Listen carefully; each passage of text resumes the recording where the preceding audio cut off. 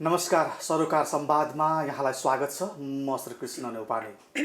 COVID-19 सुरु भए पछाडि गत चैत 11बाट मुलुकमा लकडाउन भयो र लकडाउन भएको पनि 6 महिना हुन लाग्दै गर्दाखेरि यति बेलासम्म लामो दूरीका सार्वजनिक यातायातहरू ठप्प छन्। 6 महिनासम्म यातायातका साधनहरू ग्यारेजमा थन्काइँदा यातायात व्यवसायीका खरबौं रुपैयाँ पनि जाम भएको छ। अर्थात् त्यो पैसा चाहिँ एउटा अस्तव्यस्त रूपमा उहाँहरूको जोखिम बढेको छ।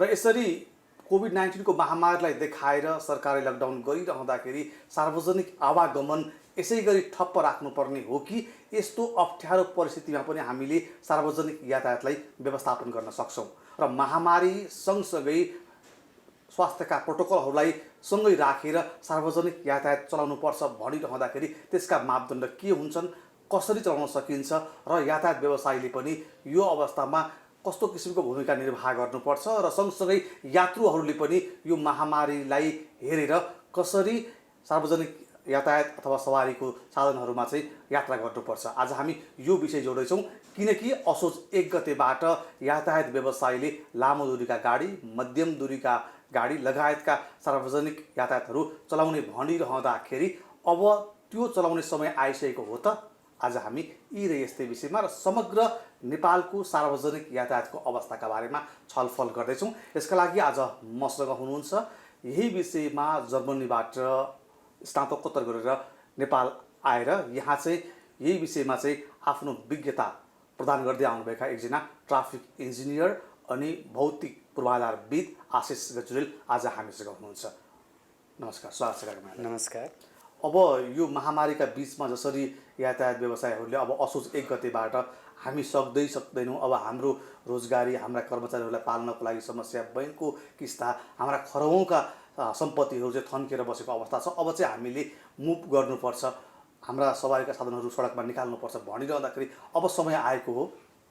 अब हाम्रो सार्वजनिक यातायातको यातायात चाहिँ व्यवसायको रूपमा सञ्चालन भइरहेको छ हैन। त्यसमा पनि अब निजी क्षेत्रकै लगानी र उहाँहरूले नै सञ्चालन गरिरहनु भएको छ। राज्यको लगानी भएको भनेको त साझा यातायातको मात्र हो। साझा यातायातले कति नै धेरै सेवा दिएको छ र हैन। त्यो भएर चाहिँ अब यति धेरै चाहिँ हाम्रो सार्वजनिक यातायातमा निजी क्षेत्रको लगानी छ। अब जुन चाहिँ अब 6 महिनादेखि चाहिँ नचलेको अवस्था छ हैन। र अब त्यो हुँदाखेरि अब उहाँहरूले अब सार्वजनिक यातायातलाई चलाउँछौँ, हामी व्यवसाय गर्छौँ, हामीलाई कमाउनु पर्छ, किनभनेदेखि हामीले चाहिँ किस्ता तिर्नुपर्छ, हामीले चाहिँ हाम्रो कर्मचारीहरूलाई पाल्नुपर्छ भनिरहँदाखेरि उहाँहरूको कुरा नाजायज त होइन। तर अब हामीले चलाइराख्दाखेरि पनि अब जुन सुरक्षाको मापदण्ड छ, अब अहिलेको मेन इस्यु भनेको त यो जुन कोभिड-19ले जुन एउटा चाहिँ समस्या ल्याइरहेको छ, यो समस्यालाई जुधेर कसरी सुरक्षित साथ सवारी साधन चलाउने भन्ने नै मुख्य हाम्रो चाहिँ आजको चुनौती त्यो हुन्छ। र यो बिचमा चाहिँ यातायात व्यवस्था विभागले पनि एउटा चाहिँ मापदण्ड, सुरक्षाको मापदण्ड चाहिँ एउटा कार्ययोजना लिएर आएको छ। अब त्यसलाई पालना गरेर अहिले त्यो चाहिँ अब एउटा नगर, एउटा सहरभित्रको छोटो दूरीको सार्वजनिक यातायातको हकमा चाहिँ ल्यायो, तर लामो दूरीको हकमा चाहिँ ल्याएको छैन। अब यसमा यातायात व्यवस्था विभागले पनि एउटा लामो दूरीको लागि चाहिँ एउटा मापदण्ड तयार गर्नुपर्ने हुन्छ र त्यो मापदण्डमा रहेर चाहिँ सार्वजनिक यातायातलाई चाहिँ सञ्चालन गर्नुहुन्छ भनेदेखि चाहिँ अब सार्वजनिक यातायात चलाउँदाखेरि मिल्छ। अब त्यसो भने कस्तो किसिमको मापदण्ड, अब तपाईँ यही क्षेत्रमा चाहिँ लामो समयदेखि अध्ययन गर्दै आउनुभएको छ, तसर्थ अब यो बेलामा चाहिँ कस्तो किसिमको मापदण्ड यातायात व्यवस्था विभागले मिलाउनु पर्छ होला? अब यसमा अब पहिला हाम्रो छोटो दूरीकोमा चाहिँ के गर्यो भन्दा कम्तीमा पनि 1 मिटरको, दुईटा यात्रुबीच 1 मिटरको दूरी पालना गर्ने, सार्वजनिक बसको चाहिँ 50% क्षमतामा मात्र चाहिँ सवारी यात्रुहरू चढाउने हैन, र बेला बेलामा चाहिँ सवारी साधनको सेनिटाइज गर्ने, सम्पूर्ण यात्रुले चाहिँ मास्क अनिवार्य लगाउनु पर्ने, चालक सहचालकले चाहिँ पन्जा र मास्क अनिवार्य रूपमा लगाउनु पर्ने, बस चढ्दा ओर्लिँदाखेरि 1 मिटरको दूरी कायम गर्नुपर्ने, यस्ता मापदण्डहरू चाहिँ ल्याएर सार्वजनिक यातायात काठमाडौँमा हिजो बिचमा एकचोटि खोल्दाखेरि पनि चल्यो र आजको दिनमा पनि चलिरहेको अवस्था छ। अब लामो दूरीको यातायातमा चाहिँ के हुन सक्छ भन्दाखेरि अब यो जुन यो विश्व स्वास्थ्य सङ्गठनले पनि भनिरहेको छ, तपाईँ कोभिड सङ्क्रमित व्यक्तिसँग कति लामो समय बिताउनुहुन्छ भन्ने पनि एउटा चाहिँ मेजर क्वेसन हो। अब लामो दूरीको यातायात गर्दाखेरि त तपाईँ यहाँबाट चाहिँ झापा जानु पर्यो, यहाँबाट चाहिँ तपाईँ नेपालगञ्ज जानु पर्यो भने त लामो दूरी भयो, 10-15 घन्टासम्म बस्नुपर्ने अवस्था छ। अब त्यहाँ एकजना सङ्क्रमण भयो भने त बसको सबैलाई सङ्क्रमण हुने चान्सेस चाहिँ बेसी हुन्छ। त्यही भएर यस्तो कुराहरू मध्यनजर राखेर हामीले मापदण्ड चाहिँ पुरा गरेर हामीले चलाउन सक्यौँ भने चाहिँ हाम्रो चलाउँदा हुन्छ। नभएदेखि चाहिँ तपाईँको चाहिँ अब सङ्क्रमण एकदमै धेरै अब फैलिने सम्भावना चाहिँ छ। अहिले पछिल्लो समय हेर्ने हो भने जुन सङ्क्रमणको रेसियो पनि दैनिक बढिरहेका छ, जुन ग्राफहरू हेर्ने हो भने स्वास्थ्य मन्त्रालयले दैनिक जुन प्रेस मिट मार्फत जानकारी दिन्छ त्यो सङ्ख्या हेर्ने हो भने बढिरहेको देखिन्छ। तसर्थ अब सङ्क्रमितको सङ्ख्या बढ्ने त छँदैछ। अब यो अवस्थामा जस्तो यहाँले भने जस्तो किसिमले मापदण्ड अपनाएरै लामो दूरीको यातायात चलाइयो भने अब त्यहाँ त लामो समयसम्म यात्रुहरू एउटै बसभित्र बस्नुपर्ने अवस्था हुन्छ होइन। त्यसले गर्दाखेरि त्यो जसरी 1 मिटरको दूरी कायम गर्नुपर्छ भनिरहँदाखेरि एउटा बसमा लगभग 30-40 जनाको क्षमता होला। अब त्यो भने आधा व्यक्ति चढाउँदाखेरि 15 जना यात्रु बोकेर ऊ हिँड्नु पर्ला। त्यसले गर्दाखेरि उसको लागत क्षमता अथवा उसको जुन लागत कस्ट छ त्यो कस्ट नउठ्ला। त्यसले गर्दाखेरि त्यो सम्भव हुन्छ निजी, किनकि हाम्रोमा त सार्वजनिक यातायात निजीले मात्रै चलाइरहेका छन्। अब निजी भन्ने बित्तिकै उसलाई नाफा पनि चाहिन्छ। यो अवस्थामा निजी व्यवसायीलाई त्यो सम्भव छ? एकदम गाह्रो कुरा हो। जस्तै व्यवसायीलाई हिजोको दिनमा चाहिँ अब फुल बसमा फुल प्यासेन्जर लगेर अझ उभ्याएर पनि लगेर मुडा राखेर लगेर उहाँहरूले मुनाफा कमाइरहेको स्थिति हो। राज्यले त कुनै आर्थिक सहयोग गरेको स्थिति हिजोको दिनमा पनि होइन होइन। तर अब त्यो हुँदाहुँदै अब आधी मात्र चला भने उहाँहरूलाई नाफा हुन्छ कि हुँदैन त्यो एउटा सवाल भयो। नाफा नहुने स्थितिमा त तपाईँहरू चलाउनुहोस् भने पनि व्यवसायले चलाउनुहुन्न होइन। र अब त्यो हिसाबले चाहिँ अब नाफा छ भने उहाँहरूले चलाउनुहुन्छ। त्यही भएर अलिकति मापदण्ड बनाइरहँदाखेरि पनि राज्यले पनि के हेर्नु पर्यो भन्दाखेरि हिजोको दिनमा फुल क्यापेसिटीमा बस चलाउँदाखेरि उहाँहरूले कति मुनाफा कमाइरहनु भएको थियो। लगभग त्यही स्थितिमा अलिकति थोर बहुत हुने हिसाबले चाहिँ त्यो प्रबन्ध मिलाएर राज्य चाहिँ अब तपाईँको चाहिँ आर्थिक सहयोग गर्न रेडी हुनु पर्यो र राज्यले आफ्नो मापदण्ड दिनु पर्यो, जुन मापदण्ड चाहिँ पूर्ण रूपमा पालना गर्नु पर्यो। त्यो भयो भने हामी सार्वजनिक यातायात चलाउन सक्छौँ। होइन भने चाहिँ तिमीहरू जसरी मापदण्ड हो यो मापदण्डमा बसेर तिमीहरू चलाऊ, हाम्रो आर्थिक सहयोग पनि हुँदैन, हामी खालि तिमीहरूलाई कन्ट्रोल मात्र गर्छौँ भन्यो भनेदेखि चाहिँ यो चल्नेवाला छैन। किन व्यवसायीहरूले चाहिँ फेरि कोचामकोच गरेर चाहिँ लानुहुन्छ। अब फेरि दसैँको टाइम पनि आएछ, यात्रुलाई अब काठमाडौँमा बसेर के खाउँ के लाउँ भनेर भाडा तिर्ने पैसा नभएको स्थितिमा पुगाउमा हुन्छ, उहाँ त कोचाकोच गरेर नि जानुहुन्छ नि।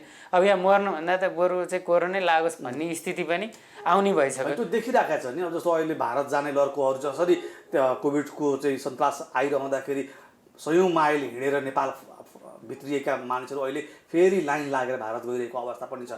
अब यहाँले यो विषयमा विदेशबाटै अध्ययन गर्नुभयो, विदेशमा पनि यति बेला कोभिडको सन्तास उस्तै छ, नेपालमा मात्रै होइन, यो त वर्ल्ड वाइड नै हो समस्या।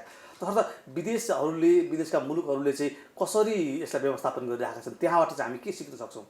अब उदाहरण हुनसक्छ नि हो, उहाँहरूको पनि यस्तै खालको मापदण्ड हो। जस्तै सार्वजनिक यातायात चढ्दाखेरि चाहिँ सबै प्यासेन्जरले चाहिँ मास्क लाउने र 1 मिटरको दूरी कायम गर्ने भन्ने कुराहरू चाहिँ उहाँहरूको देशमा त्यो नियम छ र त्यो नियम पनि अब अनुशासित नागरिक भएको ठाउँमा त्यो पालना पनि हुन्छ र त्यो हिसाबले उहाँहरूसँग फेसिलिटी पनि छ। जस्तै सवारी साधनकै कुरा गर्ने हो भने पनि उहाँहरूसँग चाहिँ चाहिने जति चाहिँ सवारी साधन छ, त्यही भएर कोचेर यात्रा नगर्दाखेरि पनि उहाँहरूलाई चाहिँ भइ नै रहेको स्थिति छ। तर हाम्रो त त्यो स्थिति छैन।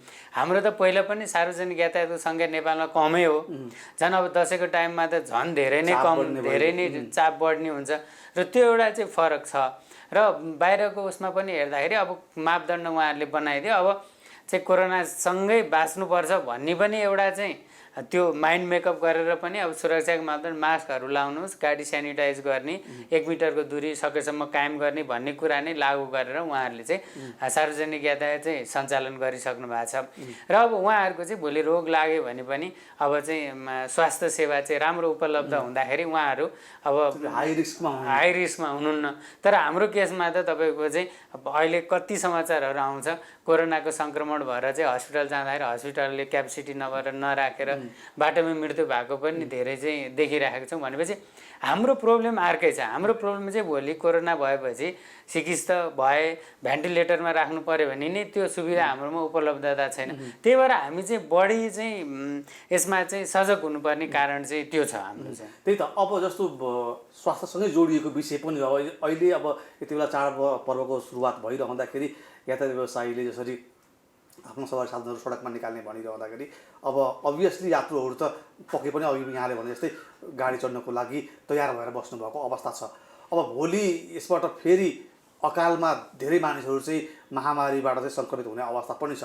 तसर्थ यस्तो बेलामा चाहिँ राज्यले आफ्नो तरिकाले सार्वजनिक यातायातहरू सञ्चालन गर्नुपर्ने रहेछ भन्ने किसिमको शिक्षा यहाँबाट हामीले सिक्ने अवस्था आइसकेको होइन। अब पनि अब राज्यले चाहिँ सार्वजनिक यातायातहरूलाई चाहिँ आफ्नै तरिकाले चलाउनुपर्छ भन्ने शिक्षा अब सिक्ने कि नसिक्ने? एकदम। अब अरू देशमा हेऱ्यो भने पनि सार्वजनिक यातायातमा चाहिँ राज्यको लगानी हुन्छ, राज्यकै नियन्त्रणमा हुन्छ हैन। र त्यसमा अब निजी क्षेत्रलाई पनि संलग्न गराइएको हुन्छ। टाढा जानु पर्दैन, इन्डियामै जानुभयो भने उहाँहरूको चाहिँ राज्यको आफ्नो यातायात निगम छ हरेक सहरमा, र त्यसले नै सार्वजनिक यातायातको सञ्चालन गरेको छ। युरोपमा जानुभयो भने हरेक सिटीमा चाहिँ उनीहरूको चाहिँ एउटा चाहिँ पब्लिक ट्रान्सपोर्ट अथोरिटी छ जसमा लगानी राज्य क्षेत्रको हुन्छ, निजी क्षेत्रको पनि छ, र एउटा बिजनेस मोडलको हिसाबले चाहिँ सार्वजनिक यातायातको सञ्चालन गरिन्छ र राज्यले चाहिँ एउटा आर्थिक सहयोग दिन्छ।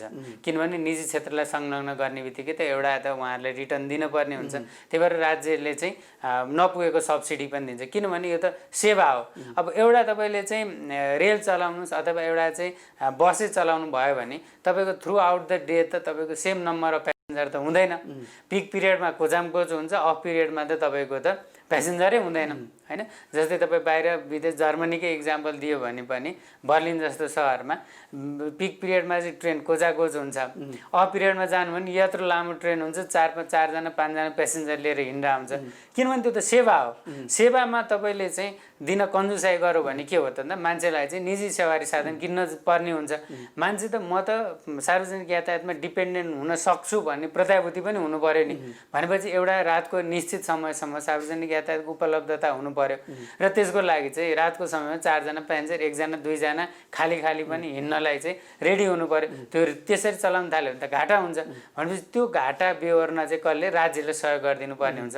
त्यही भएर यो सिकाइ चाहिँ के हो त भन्दा राज्यले हामीले सार्वजनिक यातायातमा लगानी गर्नुपर्ने रहेछ, हाम्रो नियन्त्रणमा हुनुपर्छ भन्ने चाहिँ एकदमै ठुलो चाहिँ पाठ सिक्नुपर्छ। किनभने आज यातायात व्यवसायीले पनि म सार्वजनिक यातायात चलाउँछु असोज 1 गतेदेखि भने पनि भोलि चाहिँ हाम्रो मापदण्ड यो हो, त चाहिँ 50% क्यापेसिटी भन्दा बढीमा नचला हैन भनेर चाहिँ नियम ल्याउनु भयो भनेदेखि उसले त नमान्न सक्छ, उसले त फाइदा भएन भने चलाउँदैन।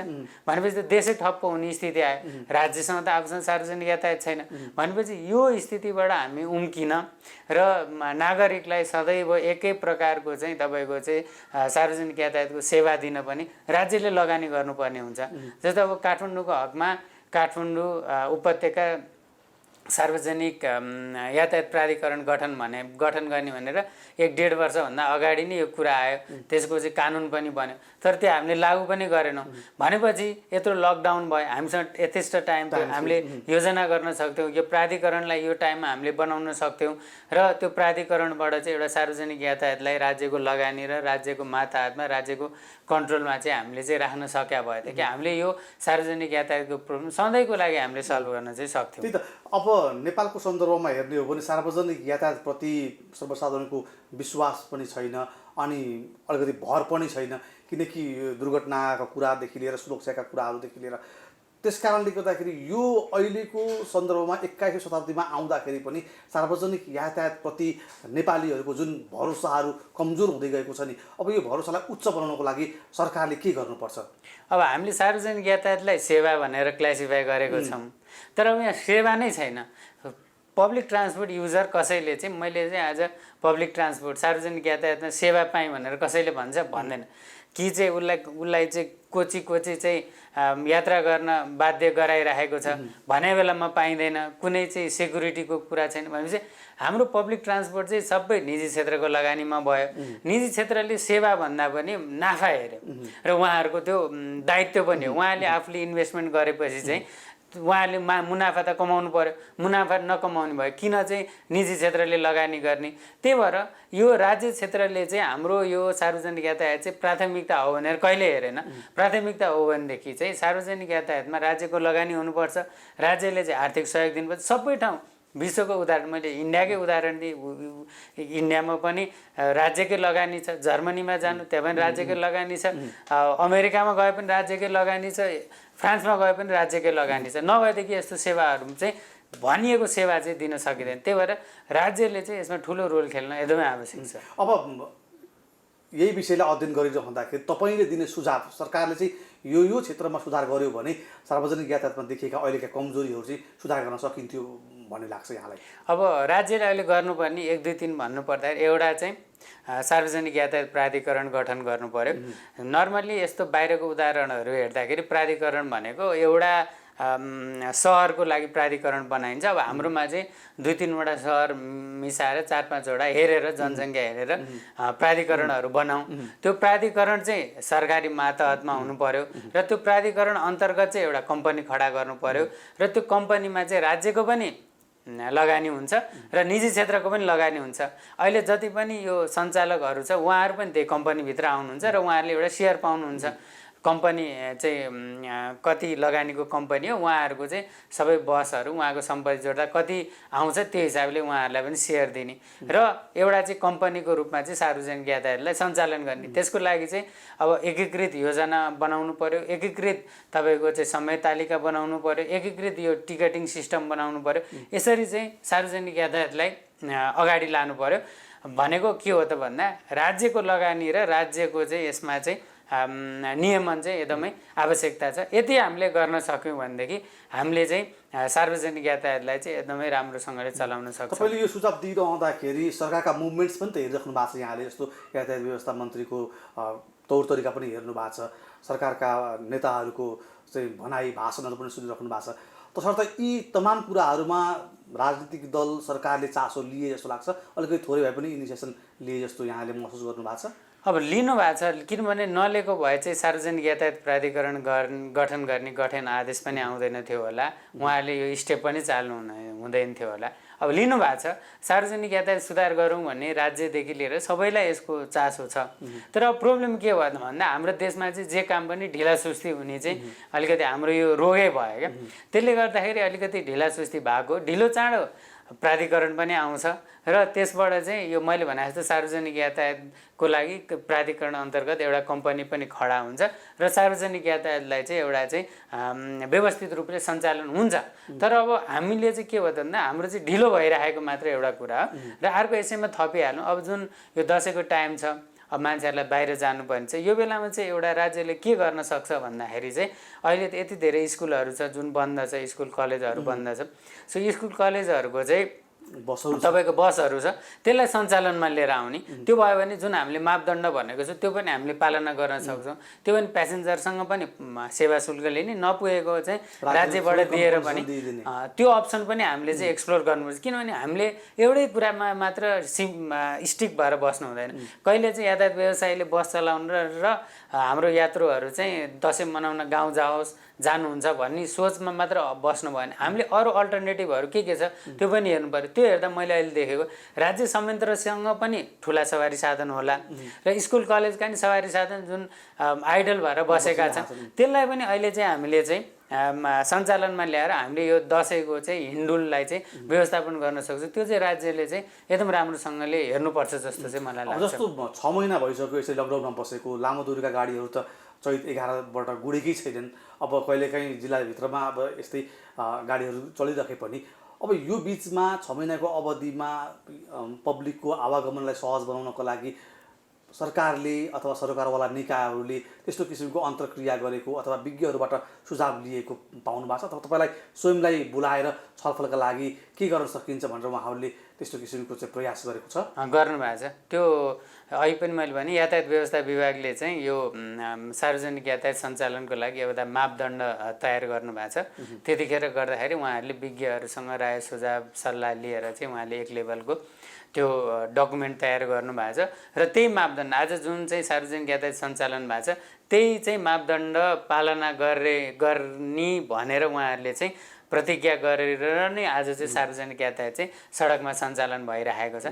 यो लेभलको काम त राज्य क्षेत्रबाट भएको छ। राज्यले केही नगर्यो भने पनि होइन, राज्यले चाहिँ गरि नै राखेको छ र सार्वजनिक यातायात प्राधिकरण गठन गर्नुपर्छ भन्ने सोच हो। तर अहिले पनि मैले भने जस्तो अब हाम्रो चाहिँ अलिकति काममा चाहिँ अलि ढिला सुस्तता चाहिँ छ हाम्रो। अब सार्वजनिक यातायातमा संलग्न भएका व्यवसायी, त्यहाँका कर्मचारी अथवा त्यहाँका चाहिँ मजदुरहरू भनौँ न, उनीहरूको तौर तरिका अथवा जुन एउटा किसिमको यात्रुहरूलाई गर्नुपर्ने बिहेभ चाहिँ तल्लो स्तरको हुने अथवा त्यो क्षेत्रमा लाग्ने मानिसहरूको चाहिँ अलिकति वृत्ति विकास क्षमता कमजोर भएकाले गर्दाखेरि पनि सर्वसाधारण नागरिकहरू चाहिँ सार्वजनिक यातायातप्रति अलिकति भाग्न रहेको अवस्था। अनि बरु सकिन्छ भने ऋण खोजेर भए पनि आफ्नै एउटा निजी सवारी साधन 2 पाङ्ग्रे भए पनि 4 पाङ्ग्रे भए पनि त्यो किन्नतर्फ चाहिँ मानिसहरू प्रेरित भइरहेको सन्दर्भमा अब सार्वजनिक यातायात जसरी शिक्षा स्वास्थ्य चाहिँ एउटा नागरिकको मौलिक हक छ, त्यसै गरी सार्वजनिक यातायात पनि त्यही किसिमको चाहिँ सेवा हो कि होइन, त्यसलाई अब हामीले एउटा मौलिक हकका रूपमा सार्वजनिक यातायातलाई कसरी जोड्न सक्छौँ? अब तपाईँले भनिरहँदाखेरि जस्तो अब व्यवसायहरू, म आफू पनि अब यो यातायात क्षेत्रमा काम गर्ने भएर मेरो व्यवसायहरूसँग पनि त्यति नै इन्टरेक्सन कुराकानी भइरहेको हुन्छ। अब उहाँहरूको व्यवहार राम्रो छ, त्यसमा केही पनि छैन। तर मेन प्रब्लम कहाँ भयो त भन्दा सिस्टममा प्रब्लम भयो। हामीले कहिले पनि सार्वजनिक यातायातलाई चाहिँ एउटा चाहिँ राम्रो व्यवसाय हो अथवा यसलाई सिस्टममा ल्याउँ, यसमा राज्यले गर्नुपर्ने सहयोग के हो भन्ने कुरा हामीले कहिले पनि त्यतातिर गएनौँ। खालि हामीले के भन्यौँ भन्दाखेरि तिमीहरूले रुट पर्मिट नेपाल सरकारसँग लिने हो, त्यसपछि तिमीहरू चलाओ, यो मापदण्ड हो, तिमीहरू चलाओ, यो रुटमा तिमीहरू चलाओ भन्यो। अनि टिकट चाहिँ नेपाल सरकारले नै उहाँहरूलाई चाहिँ यति लिने भनेर राख्थ्यो। त्यो बाहेक चाहिँ अब होइन तिमीहरूको गाह्रो के छ, साह्रो के छ, होइन के सहयोग गरिदिनुपर्छ, होइन जस्तै नेपाल सरकारले चाहिँ एकीकृत समय तालिका बनाइदिने कुराहरू कहिले पनि अगाडि सारेन। एकीकृत टिकटिङ सिस्टमको कुराहरू भयो, होइन एकीकृत सार्वजनिक यातायातको चाहिँ प्लानिङको कुराहरू भयो। यसमा त कहिले पनि राज्यले धेरै चासो नै लिएन। भनेपछि के हो त भन्दा निजी क्षेत्रले पनि के गर्नुभयो भन्दाखेरि व्यवसाय गर्नलाई चाहिँ आफै सवारी साधन किन्ने अनि त्यसपछि रुटमा हाल्ने चलाउने, अनि उहाँहरू चाहिँ नाफामुखी हुनुभयो। अब निजी क्षेत्र भने त नाफा अभियसली कमाउनै इन्भेस्ट गर्ने हो भनेपछि अनि यो भएपछि उहाँहरूले के गर्नुभयो भन्दाखेरि अब चाहिँ चालक सहचालक अथवा अरू कर्मचारीहरूलाई चाहिँ ट्रेनिङहरू दिन पनि त खर्च लाग्छ, उहाँहरूले त्यो बचाउन खोज्नु भयो। त्यही भएर चाहिँ यो हामीले एउटा सिस्टम कामदारहरू चाहिँ त्यहाँ प्रवेश भयो। त्यही भएर हामीले चाहिँ एउटा सिस्टम बनाउन सक्ने। त्यही भएर जहिले पनि भनिरहेको छु अरू देशको उदाहरणहरू पनि हेरेर जबसम्म राज्यको लगानी र निगरानीमा चाहिँ हामीले सार्वजनिक यातायात चाहिँ सञ्चालन गर्दैनौँ तबसम्म चाहिँ हामी सार्वजनिक यातायातमा जति डिस्कसन गऱ्यो भने यो भन्दा हामी इम्प्रुभ हुन सक्दैनौँ। किनभने जहाँ राज्यको लगानी हुँदैन भने त्यहाँ अलिकति त्यो तरिकाले सेवा नागरिकले नपाउन सक्छन्। किनभने निजी व्यवसायीको मात्रै लगानी भयो भने अघि यहाँले भने जस्तै उनीहरू त नाफामुखी नै हुन नखोज्छन्, म्याक्सिमम कसरी कमाउने भन्ने हुन्छ। तसर्थ राज्यको लगानी भइदिएर सँगसँगै राज्यले समन्वयकारी भूमिका निर्वाह गरिदियो भने चाहिँ सुध्रिन्थ्यो भन्ने यहाँको भनाइ होइन त? हो, ठिक छ। फेरि सबै क्षेत्रमा चाहिँ राज्यले लगानी गर्नुपर्छ भन्ने छैन, तर सार्वजनिक यातायात चाहिँ मौलिक अधिकार हो। जस्तै जागिरमा जानुहोस्, स्कुल जानुहोस्, कलेज जानुहोस्, बिरामी हुनुहोस्, सोसियल एक्टिभिटिज हो, सबैलाई त तपाईँको सार्वजनिक यातायातको त चाहिन्छ। आज हामीले चाहिँ सार्वजनिक यातायातलाई चाहिँ सुदृढ नगरे भएर के हो त भन्दा हाम्रो यति धेरै 35 लाखभन्दा बढी चाहिँ यहाँ निजी सवारी टोटल सवारी साधन चाहिँ रजिस्टर भएको छ। हाम्रो चाहिँ यो पेट्रोल डिजेल हामीले चाहिँ इम्पोर्ट गर्दाखेरि हाम्रो कति खर्च भइरहेको छ। हामीसँग त हामीले राम्रोसँगले चाहिँ सार्वजनिक यातायातमा लगानी गर्दा भए त यति धेरै डिजेल पेट्रोलको खपत पनि हुँदैन थियो। भनेपछि एउटा लार्जर इकोनोमिक पर्सपेक्टिभबाट हेर्दा पनि राज्यले चाहिँ सार्वजनिक यातायातमा चाहिँ लगानी गर्नै पर्ने देखिन्छ। यो कुरा नबुझेको होला त राज्यले, यतिका अरबौँ रुपियाँ चाहिँ हामी चाहिँ मासिक रूपमा चाहिँ इन्धन खरिद गरिराखेका छौँ होइन। त्यसले गर्दाखेरि धेरै अब अहिले त दैनिक हाम्रो चाहिँ मुलुक नै घाटामा गइराखेको भनेर हिजो मात्रै अर्थ मन्त्रालयले तथ्याङ्क निकालेको थियो। अब यो कुरा नबुझेको होला त? अनि यो कुरा बुझेको हो, त्यही भएर चाहिँ अब यसमा काम पनि भइरहेको। अब हाम्रो जस्तो मुलुकको प्रायोरिटी क्षेत्र के हो त? शिक्षा हो कि स्वास्थ्य हो कि यातायात हो कि होइन? अब हामीमा त अब चाहिँ विद्युत हो कि सडक हो कि, हामीमा यति धेरै हाम्रो प्रायोरिटी सेक्टरहरू छ, हामीसँग लिमिटेड बजेट छ।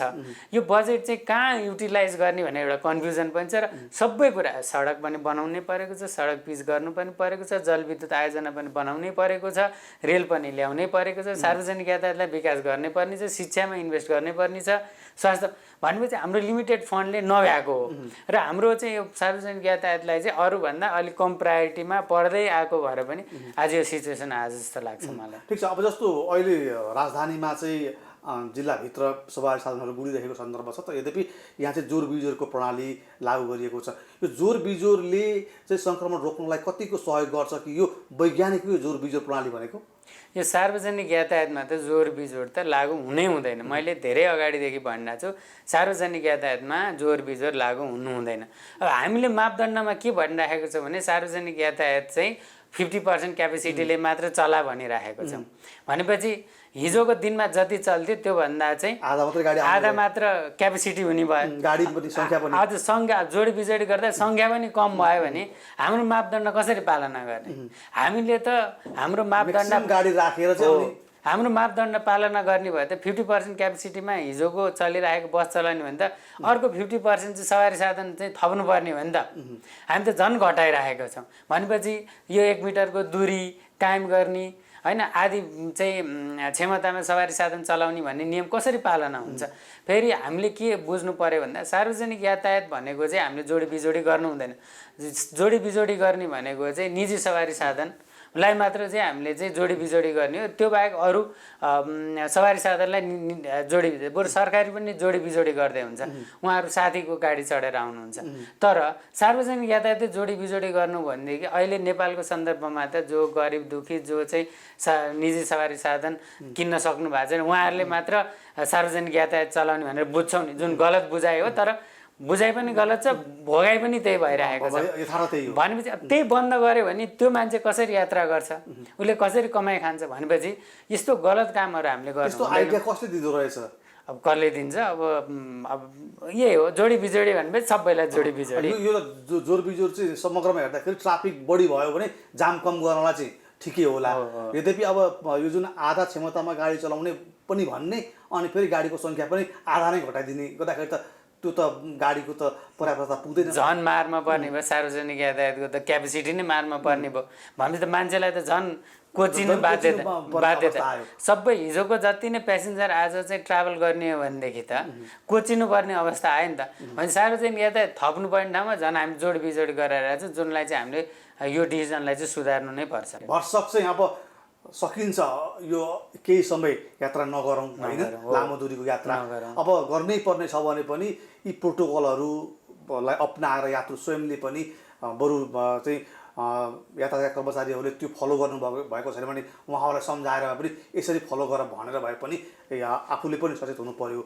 र अबको दिन भनेको चाहिँ अब यसै गरी लकडाउनमा रहेर गाडी बन्द गरेर बस्ने दिन चाहिँ होइन, अब हामी दैनिक जीवनयापनमा फर्कनुपर्छ भन्ने नै हो यहाँको भनाइ हो। अब सकेसम्म यात्रा नगरौँ, अब गर्नै पर्छ भन्ने चाहिँ अब फेरि अब देश खुल्नु भनेको के हो त भन्दा सार्वजनिक यातायात त खुल्नै पर्छ।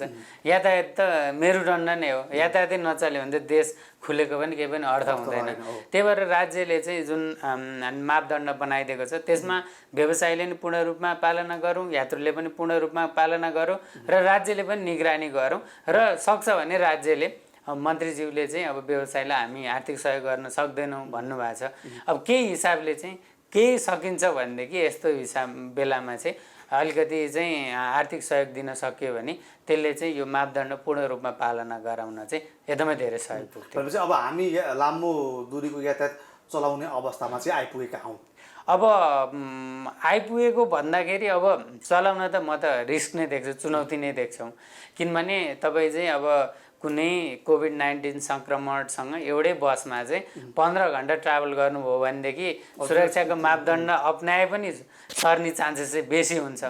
तर अब हामी चाहिँ अब अल्टरनेटिभ पनि छैन कि अब यो कहिलेसम्म हो त, अब यात्रा नगर्ने कहिलेसम्म हो त। हस्, समय र संवादको लागि यहाँसम्म आइदिनु भयो, यहाँलाई धेरै धेरै धन्यवाद। एकदम धन्यवाद। अब जुन यस्तो चाहिँ अहिलेको यो दसैँको टाइममा मान्छेलाई यात्रा गर्नुपर्ने टाइममा हैन, अब केही भए पनि हामीले चाहिँ एउटा राज्य क्षेत्रलाई, व्यवसायलाई र यात्रुलाई अलिकति चाहिँ हामीले सुसूचित गर्न पाउने एउटा चाहिँ मौका पायौँ, त्यसको लागि धन्यवाद। नमस्ते। नमस्कार। सरोकार संवादमा आज हामीले असोज 1 गतेबाट लामो दूरीका यातायात चल्ने भनिरहँदाखेरि यो अवस्थामा कस्ता किसिमका मापदण्ड यातायात व्यवसायले अपनाउने अनि यात्रु स्वयंले पनि कस्तो किसिमको बिहेभ गर्ने र कस्ता किसिमका मापदण्डभित्र रहेर यात्रा गर्ने र समग्र नेपालको सार्वजनिक यातायातको अवस्थाका बारेमा छलफल गऱ्यौँ। यसका लागि आज मसँग हुनुहुन्थ्यो एकजना ट्राफिक इन्जिनियर जो भौतिक पूर्वाधारविद पनि हुनुहुन्छ, आशिष गजुरेल। हवस् त, आजको सरोकार संवाद यति नै। म श्री कृष्ण नेपाली बिदा हुन्छु। नमस्कार।